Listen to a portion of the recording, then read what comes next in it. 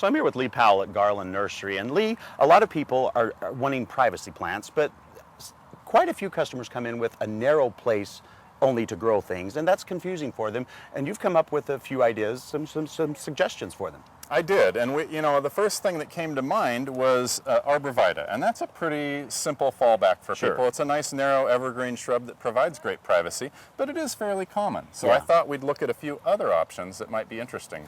I like that you've separated them out by sun and shade, so why don't we start over here with the sunny ones and just move across. Okay, so right here in front of you is a pyracantha. There are a number of varieties of pyracantha, and the benefit of the pyracantha is it can be trained along a fence or along a trellis, provides a very dense shrub that's going to give you privacy all year long. It's an evergreen, and it gives you red or orange berries in the fall. It does, however, have thorns. Yeah. So arm yourself when you're going to prune it and take care of it. Wonderful. How about this little girl here? That is a columnar boxwood, and most people are familiar with the regular English boxwood. That's a nice big round shrub. This one actually grows into a pyramid, so it'll get about 3 feet wide and probably 8 to 10 feet tall. Grows maybe 8 inches a year.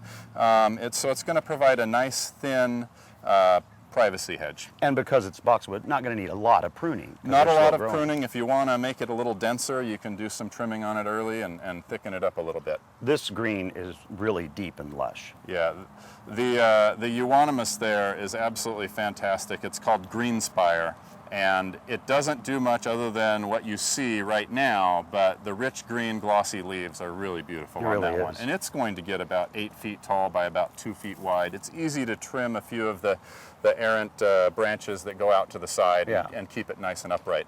Well, now this plant I'm used to seeing in shade. You have it as a privacy plant. And this is a little bit of a fallback screen plant as well for the shade. It's a Hicks yew, and they stay fairly narrow. They may go beyond the 3-foot range a little bit, but they're easily pruned into a nice dense shrub that'll give you privacy year-round, and it is a great one for the shade. I was a little surprised to see you pull out a camellia.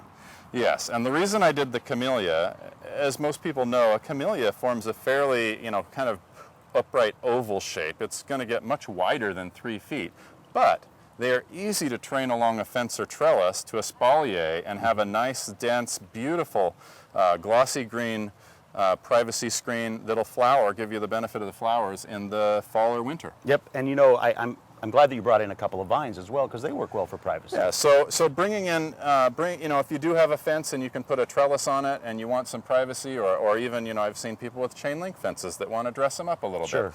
And I brought in a few vines. This one right here with the pink new growth is a ornamental kiwi called Arctic Beauty. And so the new growth has this wonderful pink and white to it. It really stands out and is quite nice. It is deciduous, so you won't get the winter privacy. But most people aren't out. Yeah, you're not really barbecuing in January. Right, exactly. And I love the foliage of this one as well. The last one here on the cart is a climbing hydrangea called Miranda, and I just think it's wonderful. The new growth has gold edges to it, and it just looks fantastic. And then when it drops its leaves in the winter, it has sort of a cinnamon-colored peeling bark that is very beautiful. Nice. Well, and Lee, I want to quickly cover this too, though, because privacy doesn't have to be shrubs and vines. You're doing living wall. Right. One of the new trends that we've seen lately is as spaces become diminished in people's yards, they still want some green.